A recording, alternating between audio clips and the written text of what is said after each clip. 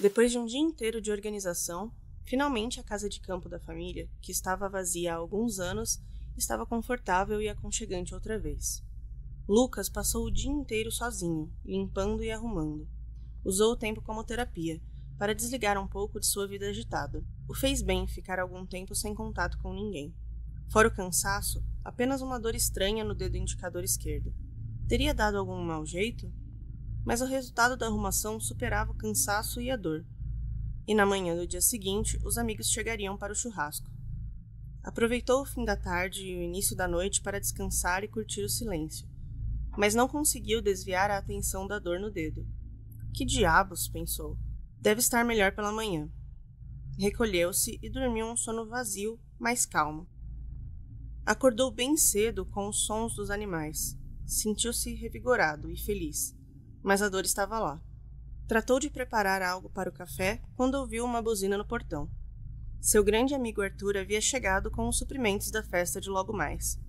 Gritou da janela: "Fez boa viagem?", estranhando a própria voz que não havia usado no dia anterior.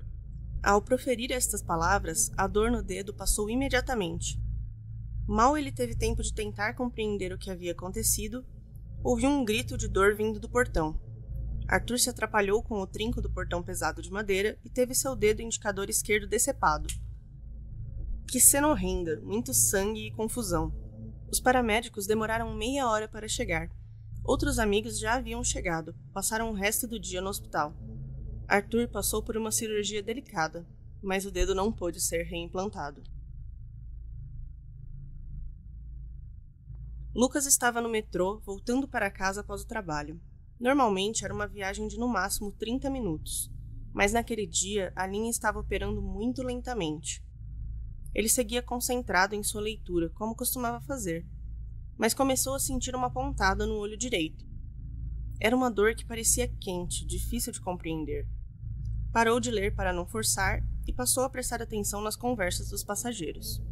Estavam falando que por conta de uma tempestade com muitos raios, vários pontos da cidade estavam sofrendo com picos de eletricidade, e isso estava afetando as linhas de metrô.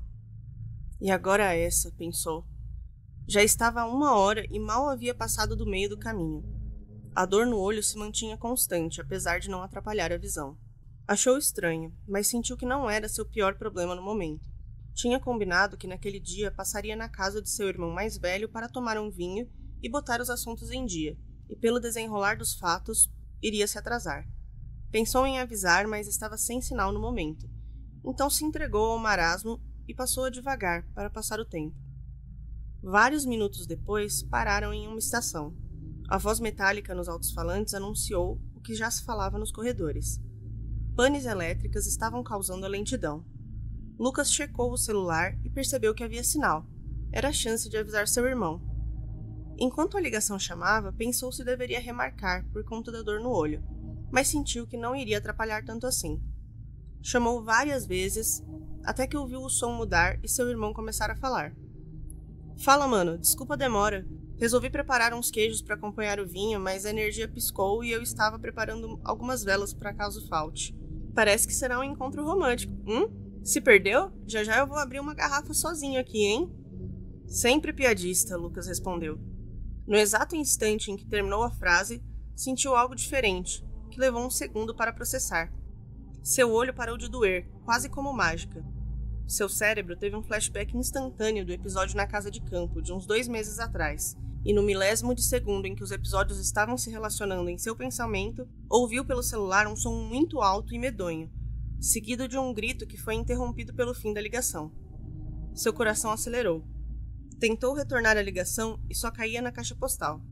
Tentava afastar o pensamento da dor no olho e da relação entre as dores estranhas e as pessoas se machucando de formas sobrenaturalmente ligadas a isso. Mais 1 hora de angústia sem sinal até chegar na sua estação. Tentou novamente ligar para o seu irmão sem sucesso. Ligou para um amigo que morava no mesmo apartamento e, ao ouvir as notícias, sentiu as pernas fraquejarem e chorou. Seu irmão estava falando no celular com o carregador plugado quando um raio atingiu o prédio. A descarga elétrica fez o aparelho explodir no seu rosto, causando queimaduras sérias. Seu irmão estava internado, medicado e amparado, apresentando um quadro estável, mas infelizmente a queimadura havia atingido o olho direito de forma irreversível. 8 meses se passaram daquele dia. Seu irmão já havia se conformado com a vida sem um olho. Sempre achei que ficaria bem como pirata, disse ao aparecer com um tapa-olho. Seu irmão sempre teve o melhor humor. Já Lucas não parava de pensar e tentar entender. Porém, quanto mais pensava, menos compreendia. Buscou ajuda profissional, fez terapia, mas nada conseguia acalmar sua mente. Não poderia ser apenas coincidência. Receava falar sobre o assunto para não soar insano. Fez pesquisas para tentar encontrar respostas, mas sempre que parecia estar no caminho certo, se desencontrava em histórias fabulosas e creepypastas. Um certo dia, porém, encontrou um blog de Marta, uma investigadora paranormal que registrou uma narrativa parecida, e resolveu ir atrás para tentar encontrar algum desfecho que trouxesse paz à sua mente. O blog era antigo, e Lucas custou a conseguir retorno da investigadora. Após tentar por uma semana, ela respondeu seu e-mail. Marta explicou que a demora se deu pela enorme quantidade de contatos que recebe, e que precisava filtrar, pois a grande maioria era de pessoas que não viam a seriedade em seu trabalho. Lucas se sentiu pela primeira vez levado a sério, e a vontade de falar sobre a angústia com aquele assunto. Marta ouviu atenciosamente e depois contou sobre o caso que havia narrado em seu blog. Era de um adolescente em Paris que passou por experiências parecidas. Sentia uma dor inexplicável, e em algum momento algo ruim acontecia com outra pessoa, mas relacionada com a dor. Sempre com pessoas próximas? Perguntou Lucas. Nem sempre. O mais próximo que pude traçar é que está relacionado com pessoas a quem se dirige a palavra. Eu fiz uma pesquisa profunda sobre o assunto e encontrei um manuscrito muito antigo que descreve uma entidade parasita que fica incubada e cria essas dores. E no momento em que o hospedeiro fala com alguém, a entidade age, causando aquela dor de forma definitiva ao ouvinte. Apesar de parecer fantástico demais, era o que mais fazia sentido. Marta contou ainda que não encontrou nenhum registro de como se livrar da entidade, que pouquíssimos casos foram documentados. Lucas foi para casa assombrado e aflito. Que sina! Resolveu que encontraria uma solução. Pesquisou até muito tarde, até que o cansaço o venceu e adormeceu debruçado em seu notebook. Acordou antes do amanhecer, assustado. Decidiu que faltaria no trabalho naquele dia. Tinha muito o que pesquisar. Foi tomar um banho para renovar a energia, mas ao se secar sentiu algo que gelou sua espinha. Uma dor no tórax, como se sentisse um peso enorme esmagando seu peito. Estaria sofrendo um infarto?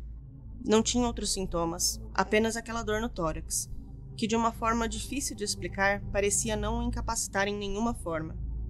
Pensou em ir ao médico, mas sabia que não era uma dor física. O que fazer? Pensou em ligar para Marta, mas não podia. Simplesmente não podia falar com ninguém. Pensou se a entidade se manifestaria se ele se expressasse por escrito, mas o medo consumia.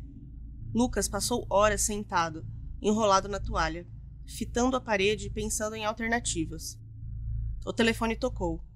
Tirando-o do transe e por um impulso quase o atendeu, mas deixou-o tocar até parar, com lágrimas molhando seu rosto.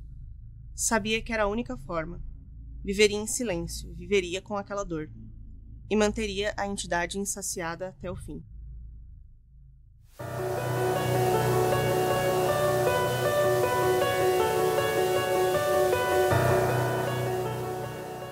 Olá, sejam bem-vindos ao Pesadelando. O conto que vocês ouviram se chama Amaldiçoado, foi escrito pela equipe do podcast. Eu sou o Jota e eu te exorcizo, espírito imundo. Eu sou a Bruna e eu não saio daqui, eu não saio daqui. Eu sou o Joseph e teu destino é o Lago de Fogo. Eu sou a Valéria e eu não sei nadar.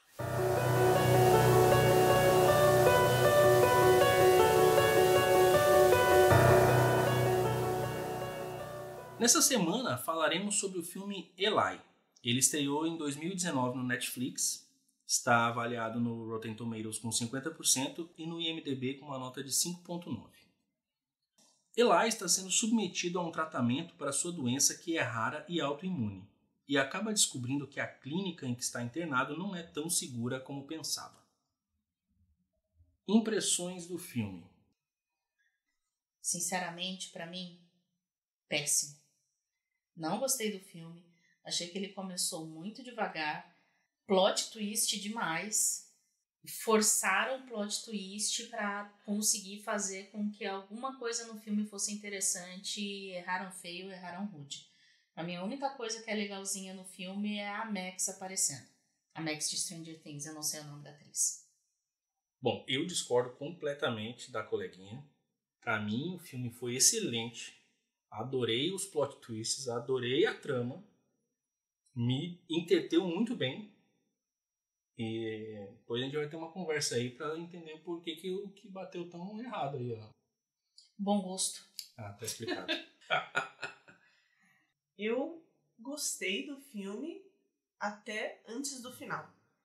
A impressão que me deu foi que eles tinham um roteirista todo o começo e meio do filme e de repente o roteirista morreu e eles colocaram qualquer pessoa para finalizar o filme. Porque o clima mudou do nada.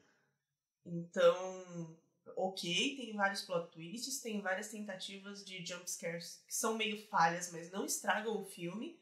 Mas essa quebra na linha de acontecimentos e clima do filme quebrou um pouco a experiência pra mim. Tanto que eu terminei o filme meio... Que diabos acabou de acontecer? Assim, ainda gostei, mas podia ter sido melhor. É um filme complicado. Eu achei a ambientação meio meia boca. Então, pra mim, o filme não tem uma profundidade tão grande. Eles podiam ter deixado a sensação muito mais pesada. Tanto que os momentos que deveriam assustar não assustam. Eles são mais, o que está acontecendo? Qual o mistério por trás? E ele usou uma lógica que eu tenho certo desgosto por. Se a gente colocar plot twist demais, ninguém vai adivinhar qual é o final do filme. Me reservo o direito de dar a nota primeiro. Eu vou dar uma nota 5 pra esse filme. Tá bom.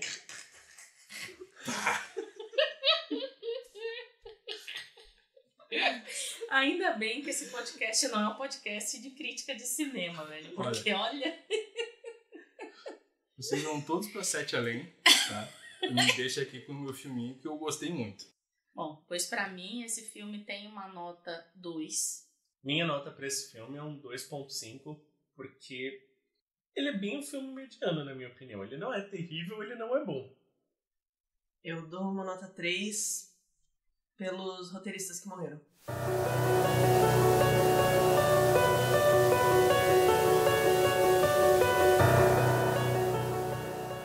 O tema dessa semana é um relato que a gente encontrou no Reddit, em inglês, então a gente traduziu e fez uma adaptação. Esse relato é extenso, insólito e muito louco. Então a gente vai trazer ele para vocês agora, vamos dividir em blocos para a gente também poder fazer os comentários sobre cada parte desse relato. O nome do relato é A Lanterna, os Barqueiros e as Crianças Rindo. Se preparem porque a viagem é bem louca. Acabei de editar este post.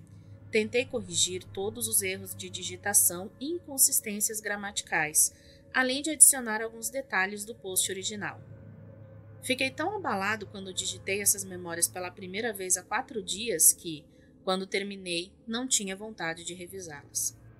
Eu sou um homem de 32 anos, mas escrevo este post durante o dia, porque o que estou prestes a compartilhar me assombra até hoje. Apenas o fato de pensar, ou, neste caso, digitar essa memória é suficiente para sentir arrepios pelo corpo e me fazer sentir como uma criança apavorada. Eu só contei essa história para um punhado de pessoas nos últimos 10 anos, devido a ter sido uma experiência apavorante para mim. Mas sinto que pode ser terapêutico tirá-la do meu peito e compartilhá-la com outras pessoas. Talvez alguém tenha passado por uma experiência semelhante. Se assim for, por favor me avise. Para contar essa história e lhe fazer justiça, tenho que contar uma experiência que aconteceu 3 anos antes do encontro aterrorizante deste post. Aperte o cinto. Este será um post longo, mas definitivamente não será entediante.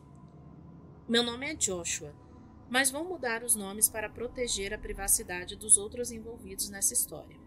Eu moro no Arkansas e no final de 2003, perto do meio do outono, pouco antes de começar a ficar muito frio, minha esposa e eu fomos convidados para acampar com um amigo meu e sua namorada no lago Sugarloaf, em Oklahoma. Eu falei acampar, mas o plano real era nos encontrarmos no lago e de lá meu amigo, que chamaremos de Bob, levaria eu e a minha esposa para alguns lugares paranormais na área. Chegamos lá por volta das 19 horas. Eu estava dirigindo um Ford F-150 1996 branco. Bob estava dirigindo um Celebrity branco de 1980 e era um carro de merda. De qualquer forma, estava escurecendo e nós entramos no carro de Bob e demos algumas voltas pela região. Primeiro passamos em uma velha casa abandonada, mas com exceção de alguns guaxinins que passavam por ali, foram 2 horas perdidas. Depois, ele nos levou a um cemitério que deveria ser assombrado, também sem graça. E, por fim, em uma igreja antiga que foi derrubada e deveria ser assombrada, mais uma vez, meh. A esta altura, estava chegando perto da meia-noite e minha esposa e eu estávamos ficando muito entediados. E eu falei para Bob, cara, isso realmente não foi nada assustador. E ele sorriu, dizendo que estava guardando o melhor para o final. Me entregou uma foto polaroid de uma encosta coberta de árvores à luz do dia. Perguntei o que era e ele me perguntou se eu via alguma casa ou qualquer tipo de poste de luz ou qualquer coisa na foto. Respondi que não. Ele pegou a foto de volta e disse porque realmente não havia nada lá, nem linhas de energia. Neste momento, ele virou em uma estrada de terra velha e passou por uma pequena casa. Depois foram 2 quilômetros de estrada de terra com bosques em um lado e uma cerca de arame farpado do outro. Nada para iluminar a noite, exceto a lua cheia acima da nossa cabeça e o céu estrelado. Depois do que pareceu uma eternidade, ele parou o carro e nos disse para sair. Fizemos o que ele pediu. Ele nos acompanhou até o lado do carro, onde ficava a cerca, um campo e uma encosta arborizada. Ele olhou para o celular que estava sem sinal, assim como o meu. Era 2003 e esta área não tinha torres de celular. Eram 23 horas e 57 minutos e ele nos disse para prestarmos atenção na encosta. Mesmo naquela escuridão, eu notei que este era o mesmo campo e encosta da foto Polaroid. 2 minutos se passaram e nada mudou. Então, exatamente à meia-noite, uma pequena luz piscou no meio da encosta. Senti um calafrio na espinha enquanto minha esposa, Bob, sua namorada e eu assistimos a esta pequena luz, que para mim parecia uma velha lanterna de querosene, começou a se mover, balançando para frente e para trás. Nós assistimos à luz cambaleante em completo silêncio pelo que pareceram vários minutos, quando eu finalmente perguntei a Bob qual era a explicação daquilo. Bob respondeu que não sabia, mas os habitantes locais disseram a ele que à meia-noite, todas as noites, esta lanterna acende, oscila pela floresta e desaparece ao nascer do sol. Ninguém sabia qual a explicação. Naquela época, eu era um rapaz de 19 anos e não acreditava que algo pudesse me assustar ou me machucar. Então, como não havia casas por perto, gritei: "Eu consigo te ver! Uau, você é tão assustador com a sua pequena lanterna!" Bob fez com que eu me calasse, mas já era tarde demais. Minha esposa gritou e apontou. Eu estava rindo, mas o meu riso parou quando olhei para a encosta e vi a lanterna balançando para frente e para trás, descendo a encosta para o campo em um ritmo desumano. Como que planando, ela começou a acelerar pelo campo em direção ao nosso carro. Não conseguimos ver o que era, porque em segundos estávamos no carro e voando pela estrada de terra de volta ao lago. Olhamos para trás e vimos a lanterna se movendo lentamente de volta, subindo a colina até onde apareceu pela primeira vez. A volta foi silenciosa até Bob falar que havia esquecido de colocar gasolina mais cedo e agora a única loja próxima estava fechada e que se nós decidíssemos voltar para qualquer lugar, seria melhor pegar a minha caminhonete. Eu disse que tudo bem e alguns minutos depois chegamos de volta ao lago Sugarloaf. Havíamos estacionado nas docas do lago. Abrimos a porta traseira da minha picape, sentamos e conversamos sobre o que havia acontecido. A namorada de Bob estava grávida na época e disse que estava com fome. Ele a disse que havíamos trazido alguns lanches, mas ela disse que precisava de comida de verdade. Como a loja próxima estava fechada, ele perguntou se poderíamos levar meu carro para a próxima cidade para pegar comida, porque o carro dele não teria combustível suficiente para nos levar lá. Concordei, fechamos a porta traseira e entramos no meu carro. Virei a chave e nada aconteceu. Minha picape estava morta, mais morta que a morte, sem luzes, sem barulho de motor de partida, sem nada. Era como se o alternador estivesse desligado. Isso foi estranho, e levando em consideração a noite que estávamos tendo, todos nos sentimos desconfortáveis. Saímos do carro e abrimos o capô. Puxamos o carro de Bob para frente e tentamos ligar meu carro usando a bateria do carro dele. E é aí que tudo fica ainda mais estranho. Assim que conectamos os cabos de ligação às baterias e minha namorada liga o carro, em 1 segundo, os cabos entre os conectores começam a soltar fumaça, começam a pegar fogo, são destruídos e em segundos não eram mais nada do que pedaços de borracha e cinzas derretidas com apenas os grampos finais ainda em nossas baterias. Nós olhamos uns para os outros na lua cheia e na noite estrelada, e tivemos uma sensação ruim ao mesmo tempo que percebemos que de repente estávamos ouvindo um ruído distante no lago, que estava ficando mais alto. Era um motor de barco. Agora, como eu disse, essa era a época do ano que começava a esfriar, principalmente à noite. Quem estaria em um barco naquele local ermo após a meia-noite? Estava frio na terra, no lago deveria estar ainda mais frio com o vento, e pelo som desse motor, ele estava indo muito rápido.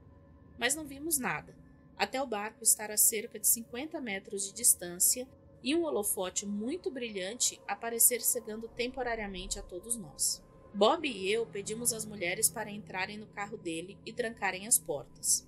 Eu fui até a carroceria da minha caminhonete, peguei uma chave de roda, dei a Bob e peguei outra para mim. Eu trabalhava em uma loja de pneus e tinha todos os tipos de ferramentas no meu carro. O barco chegou ao cais e 2 homens barbudos de 30 a 40 anos saíram do barco e andaram em nossa direção. É difícil dar uma descrição precisa, pois os holofotes ainda estavam apontados para nós e cobriu os homens em uma penumbra sombria. Enquanto cegavam a Bob e a mim, eles lançaram relances para nós, para nossos veículos, para as mulheres dentro do Celebrity e depois de volta para nós, e soltaram uma pequena risada. Vocês, companheiros, estão com algum problema no carro? Pergunta um deles, enquanto acende o cigarro. Sim, mas não é nada que não possamos lidar, gaguejei. O cara com o cigarro fareja o ar e olha para baixo entre os meus pés e de Bob, e vê as cinzas ainda fumegantes do que era o cabo de ligação direta. Parece que era mais do que os cabos fracotes aguentam. Vocês precisam de ajuda? Nós temos algumas ferramentas no barco que eu acho que podem resolver os problemas de vocês. Então o outro homem disse: resolvemos rapidinho. Naquele momento eu estava sem palavras, provavelmente com a boca aberta em descrença, não me lembro exatamente. Mas os 2 homens voltaram para o barco e ouvimos o que pareceram ser correntes chacoalhando ao redor. Tentávamos entender o que eles estavam fazendo, mas os holofotes eram tão ofuscantes que mal podíamos ver. Só que o ruído das correntes já foi o suficiente. Bob olhou para mim e, sem dizer uma palavra, nós 2 pulamos em seu carro e saímos dali. Pelas próximas horas, dirigimos para uma área povoada com algumas casas, ainda aparentemente na área rural. Paramos já que tínhamos muito pouco combustível e ficamos sentados no carro, quietos, olhando em todas as direções, quase em pânico, com medo de a qualquer momento aqueles homens nos encontrarem. Bob acendia as luzes de vez em quando, pensando que tinha visto algum movimento no escuro. Depois de um tempo, as mulheres adormeceram e Bob e eu conversamos sobre como aquela situação era bizarra. E ele ri, dizendo que havia avisado que seria uma noite assustadora. Eu só não sabia que seria assustador dessa forma. Naquele ponto, a lanterna paranormal não era a principal coisa que me assustava, mas os barqueiros nunca apareceram e, eventualmente, o amanhecer começou a despontar.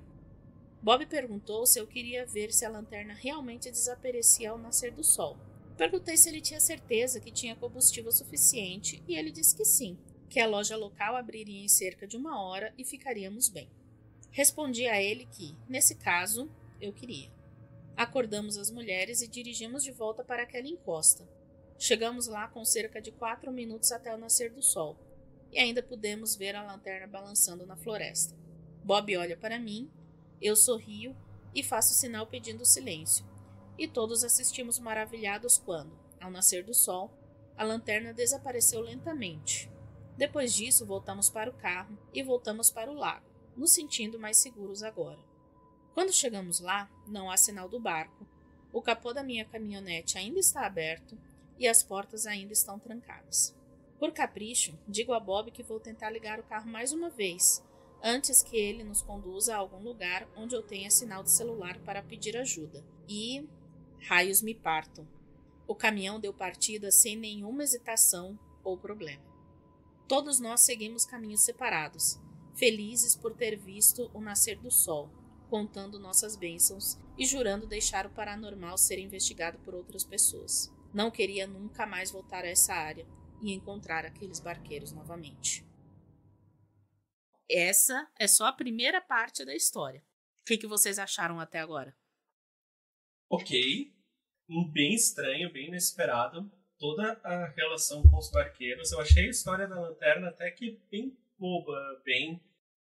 Bonitinha até, né? Bonitinha até, mas esses barqueiros terem chegado do nada, a forma que eles agiram, correntes, eu teria trancado... Não passava nem Wi-Fi. Não.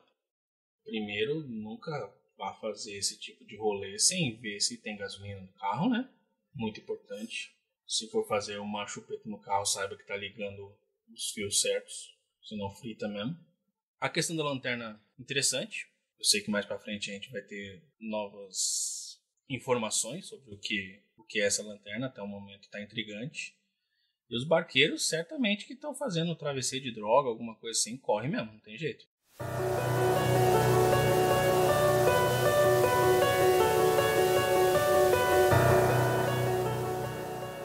3 anos se passaram e Bob, que eu já não vi há quase 2 anos, me liga e diz que tem uma proposta para mim. Ele me diz que participa de um grupo com 3 wiccanos que saem e fazem sessões em lugares mal assombrados. E me pergunta se eu estaria disposto a filmar suas sessões nesses lugares, e que eles me pagariam bem pelos meus serviços. Eu não sou Wicca, mas sempre amei o paranormal, mesmo depois do que passei no Lago Sugarloaf. E eu ainda gostava daquele frio na espinha quando o assunto era lidar com o paranormal e o desconhecido. Todas as coisas desaparecem com o tempo, até o medo e o bom senso. E eu disse para ele que sim, adoraria filmar suas sessões. Só não tinha interesse em participar, preferia só assistir e gravar. Minha próxima pergunta a ele foi quando e onde faríamos a primeira sessão.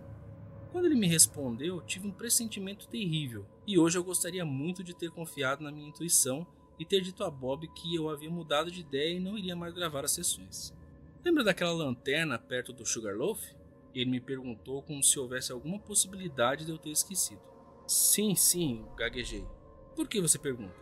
Contei a história ao meu grupo e eles querem fazer o ritual lá.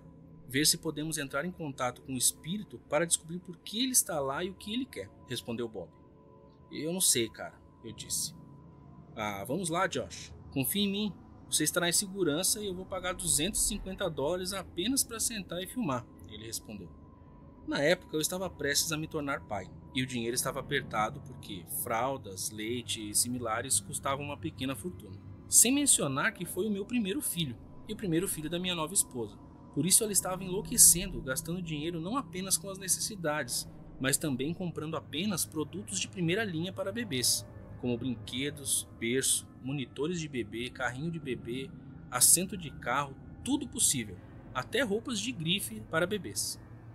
Então, levando em consideração que minha esposa estava a ponto de nos falir, tive que pesar o meu medo daquela área com a possibilidade de ganhar todo o dinheiro extra que pudesse e, contra o meu bom senso, aceitei a oferta. Uma semana depois, eu estava na mesma situação de 3 anos antes, dentro do mesmo Chevrolet Celebrity de Bob, mas desta vez com 2 caras e uma garota que eram completos estranhos para mim. Todos os 3 vestidos de forma gótica, com colares de pentagrama. Eram 23h50 quando chegamos lá, e os 4 se sentaram em círculo apertado, e eu estava atrás deles, à direita, a cerca de 1,5 metros da cerca farpada que estava na frente do campo que levava à encosta. Às minhas costas estava a encosta e arbustos na linha da cerca, e eu comecei a filmar o grupo quando todos começaram a cantar algo. Enquanto digito esse post, estou ficando com um nó no estômago, pois estou chegando à parte da história que assombra meus sonhos, e até mesmo meus dias, até hoje. Farei o meu melhor para descrever como os seguintes eventos se desenrolaram. Embora eu saiba que meras palavras não podem fazer justiça ao puro terror que se seguiu ou quão horripilante os eventos foram. Portanto, ao ler ou ouvir isso, não restringe a sua imaginação e acredite quando digo que até esse momento da minha vida eu estava interessado no paranormal. Era um hobby divertido sair para caçar fantasmas ou me assustar, ou algo assim. Mas depois dessa noite eu nunca mais vi o paranormal como divertido ou interessante. Mostro respeito e fico o mais longe possível. Por mais que eu tema, agora vou terminar de contar essa história. Enquanto o grupo canta, Bob acende essa enorme vela no meio deles e abre algum tipo de livro. Não é como um velho e assustador livro de feitiços, é algo recente, com uma capa dura. De qualquer maneira, ele começa a recitar palavras dele e então olha para o telefone e diz ao grupo para ficar quieto e olhar para a colina. Aponto a câmera para a colina e à meia-noite em ponto a lanterna aparece. Um membro do grupo de Bob deixa escapar um maneiro. Revira os olhos, pois levando em consideração a maneira como essas pessoas estavam vestidas e a maneira como se comportavam, a palavra maneiro não parecia se encaixar em seu vocabulário. Então, Bob diz ao grupo para dar as mãos enquanto tentam se comunicar com o espírito. Viro as costas para a luz e volto a filmar o grupo. Quando começam novamente a cantar e Bob lê o livro. E então começam a fazer perguntas na esperança de que o espírito responda. Neste momento surge um vento mais forte e apaga a vela de Bob. Ele diz a todos para que esperem e me diz: desligue a câmera por 1 minuto. Eu o atendo. Paro de gravar e observo enquanto Bob tenta acender seu isqueiro e mais 2 isqueiros dos membros do grupo, mas nenhum dos isqueiros está funcionando. Estou sentado observando o grupo quando começo a ouvir um farfalhar atrás de mim. Eu pulo deixando a câmera no chão e me viro. Bob e seu grupo estão preocupados com a vela e o problema com os isqueiros. E, enquanto eu viro, fico cego pela luz mais brilhante que já vi. O que acredito ser a lanterna de perto, mas tão rápido quanto parece, a luz se foi e a lanterna não podia mais ser vista em lugar algum. Se realmente tivesse sido a lanterna que me cegou, ela se moveu da encosta do outro lado do campo para logo atrás de mim, sem eu perceber, em algo em torno de 30 segundos. Olho em volta para a lanterna na encosta e nada. São apenas 00:15 ou mais, e a luz sempre permanece até o nascer do sol. Nesse momento, o vento para de soprar. Ouço o isqueiro de Bob e finalmente ele acende. E eu murmuro: pessoal, vocês viram isso? Todos se viram e perguntam sobre o que eu estou falando. Mas antes que eu pudesse respondê-los, todos somos paralisados por uma risada distante, vinda de todas as direções ao nosso redor. Não era um riso comum. Ele soava como um riso de centenas, talvez milhares de crianças, que me assombram até este momento. Enquanto eu digito isso, estou olhando ao redor da sala em que estou.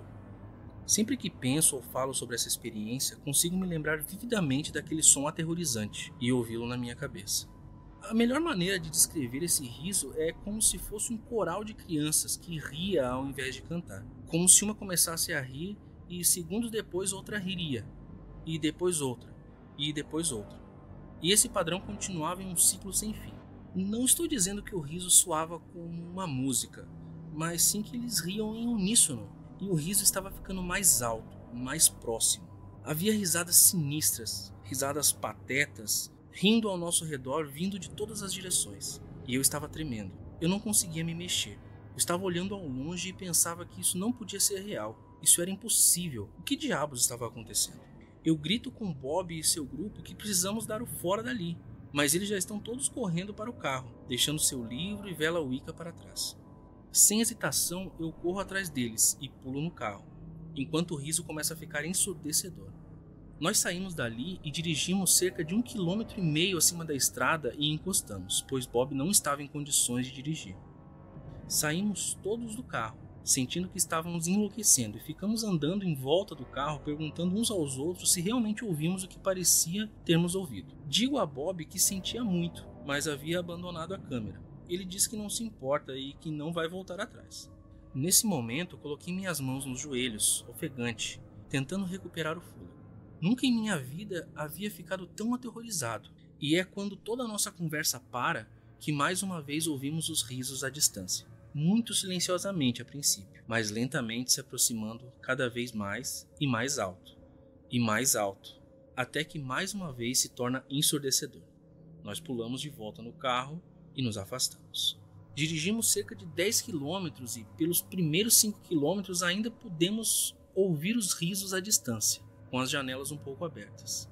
E só começamos a nos acalmar um pouco por volta de 6 quilômetros depois, quando os risos não podiam ser mais ouvidos. Mas dessa vez não tínhamos a intenção de parar de novo. E o amigo de Bob estava com o telefone na mão esperando por ter uma cobertura de sinal. E cerca de 10 quilômetros do local onde paramos, ele diz: "Ei, eu tenho sinal", e entrega o telefone a Bob. Ele liga para uma amiga dele, que é ocultista, bem versada e estudada.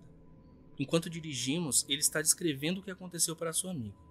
Mais tarde, Bob contou que sua amiga lhe disse que ela acreditava que eram os filhos de Hecate, ou algo assim. Não tenho ideia do que é Hecate, mas me pareceu mais um palpite. De qualquer forma, enquanto Bob está ao telefone acelerando para nos tirar daquela área, eu e as outras 2 pessoas no banco de trás tivemos um calafrio ao mesmo tempo. E eles me disseram mais tarde que, assim como eu, os cabelos na nuca se levantaram quando um barulho estridente veio da parte frontal do carro. E o velho celebrity de Bob morreu no meio da estrada e não deu mais sinais de vida. Bom, aí a gente já tem o que acontece quando você não segue o bom senso. E o cara não seguiu o bom senso e aparentemente entrou numa fria. O que vocês estão achando da história até agora? Para mim, tanto fantasiosa. Gostaria de entender um pouco mais sobre o que se passa, quais foram os tóxicos que eles usaram. Tem muito relato aí de culto que faz uso de entorpecentes para conseguir entender melhor aí a natureza. E aí, entende a natureza desse jeito aí. Ouvindo risada por todo lado. Assim, tem muita coisa envolvida, né? Tem as crianças rindo, tem a luzinha que nunca tinha sumido, sumiu. Ou seja, o pessoal chega ali com uma vela gigante e um livro bizonho, e aí eles começam a fazer um ritual e a luzinha que estava sempre lá de boinha, de repente some, dá um flash na cara do outro lá e pica a mula. É bizonho, velho, de verdade. Eu não culpo ele de ter voltado. Eu totalmente teria voltado. Eu iria lá agora se eu pudesse. Sem pensar 2 vezes. Mas eu achei bem interessante, até porque tem uma pequena conexão entre, talvez, não sei, essa luz e a deusa que a amiga deles citou, a deusa Hecate, que é uma deusa conhecida por guiar pessoas na escuridão com tochas. Então ela só atualizou um pouco os utensílios dela. Então talvez aquela luz que não se saiba de onde vem, aquela lanterna na encosta, talvez tenha alguma coisa a ver com Hecate? Talvez. Mas eu não sei nenhuma referência que possa ser as crianças dela, porque eles estavam sendo perseguidos por gente rindo. Ou talvez a amiga do Bob estava dormindo de boa e ligaram para ela de madrugada gritando, alucinado, falaram sobre luzes andando e ela lembrou da primeira coisa que ela tinha pesquisado e falou assim: velho, isso aí deve ser coisa da Hecate. Tô indo dormir. Beijo, não me liga. Mas eu tô gostando bastante do desenvolvimento que a história tem e saber que tem mais me faz pensar que talvez esse cara precise consultar um médico.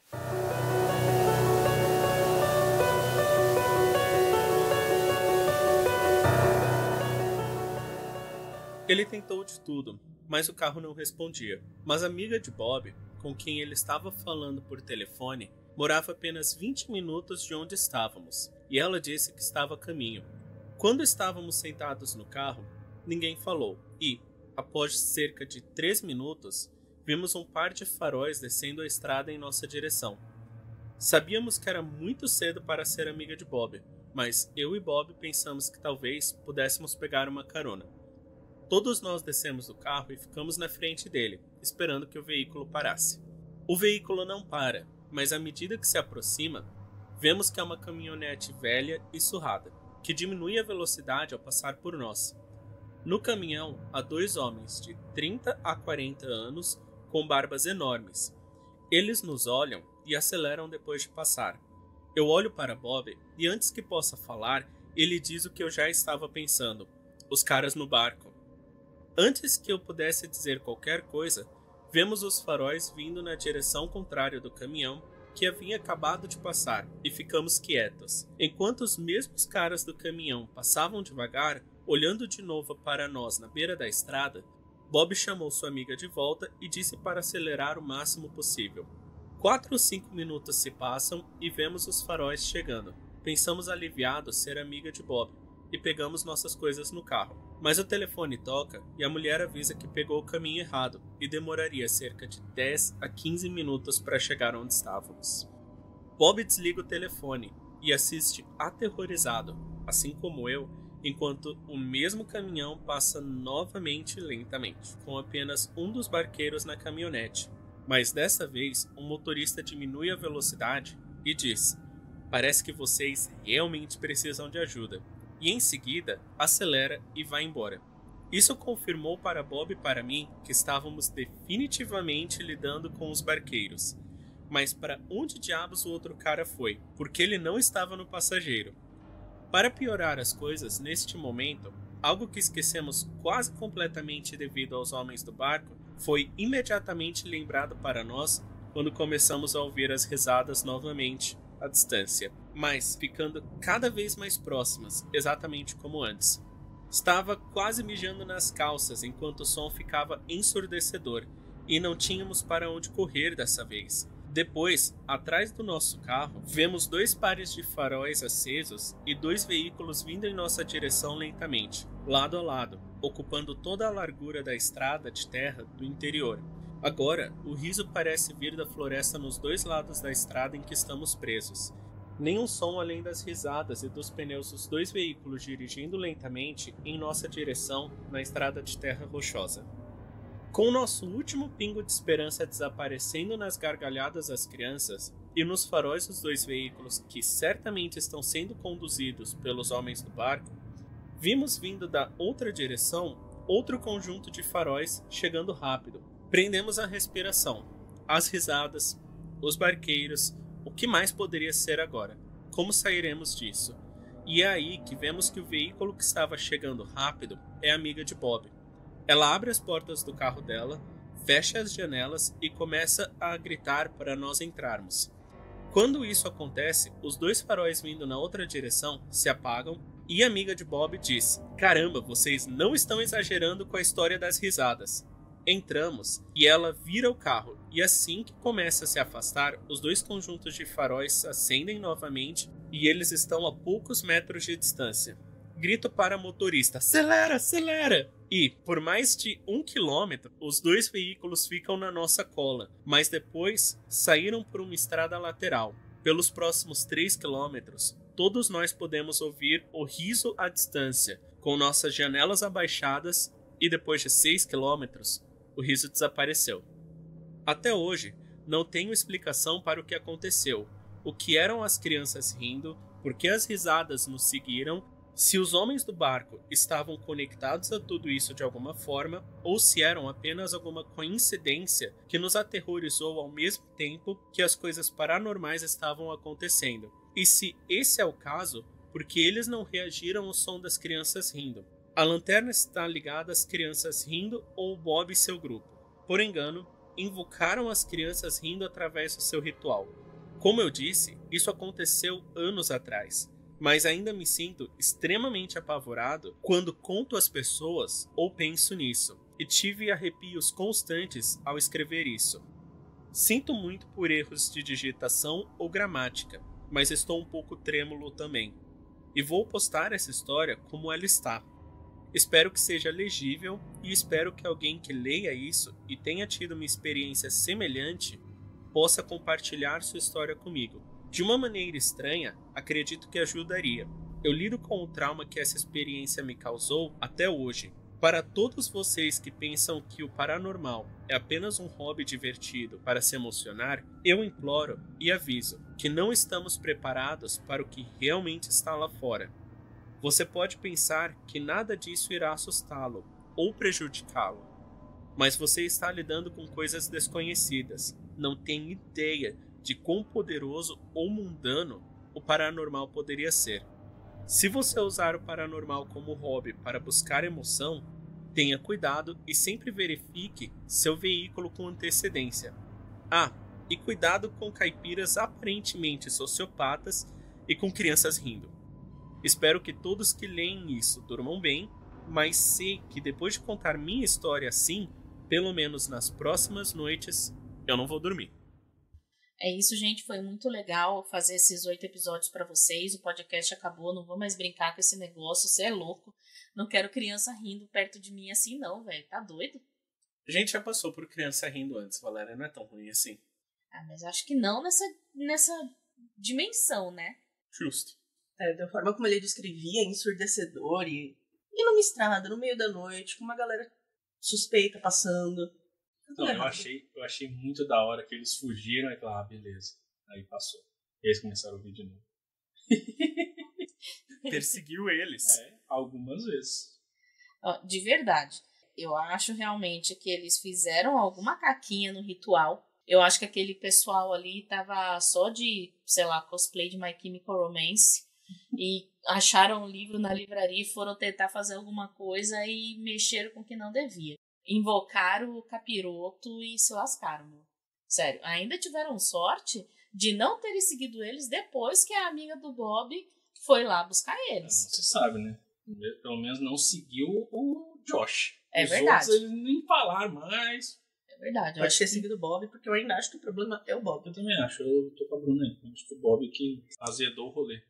Então, votos pra quem acha que o Bob cagou o negócio todo. Eu tô nessa. Eu tô nessa também. Eu acho que o Bob é chaotic evil. Aí, Bob, uma arruda atrás da orelha aí. Boa sorte. Mas é isso. O que vocês acharam no relato?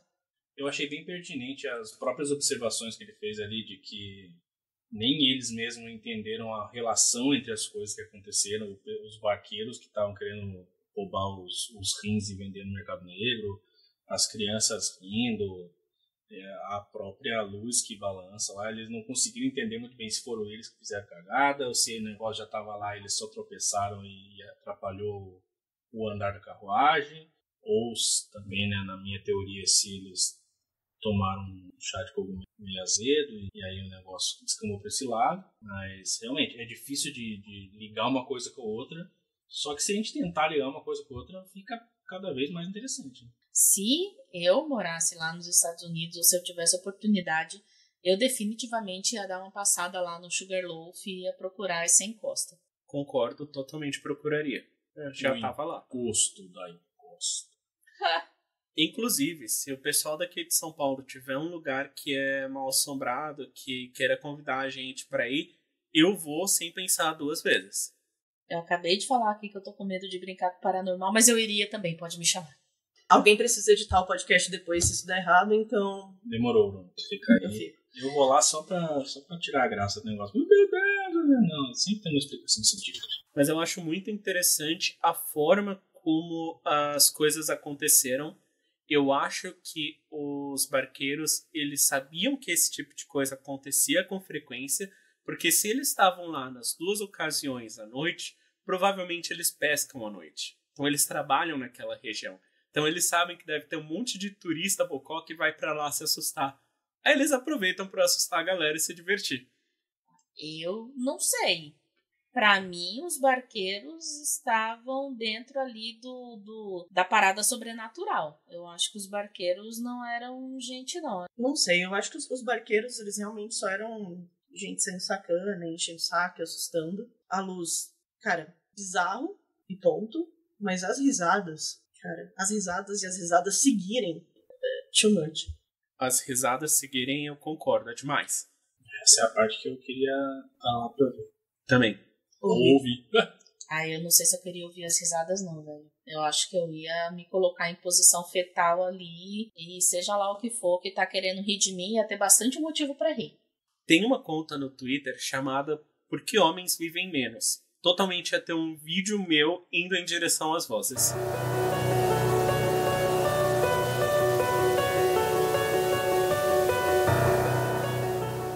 Bom, pessoal, esse foi o episódio dessa semana. Muito obrigado a todos que estão aí nos acompanhando. Eu sei que a gente teve algumas dificuldades entre o episódio 6 e 7, mas já superamos. Estamos de volta ativa toda sexta-feira com conteúdo novo, que dá bastante trabalho, então curta a gente, diga o que vocês estão achando, entre em contato. Somos todos muito carentes, temos pesadelos quando as pessoas não entram em contato com a gente.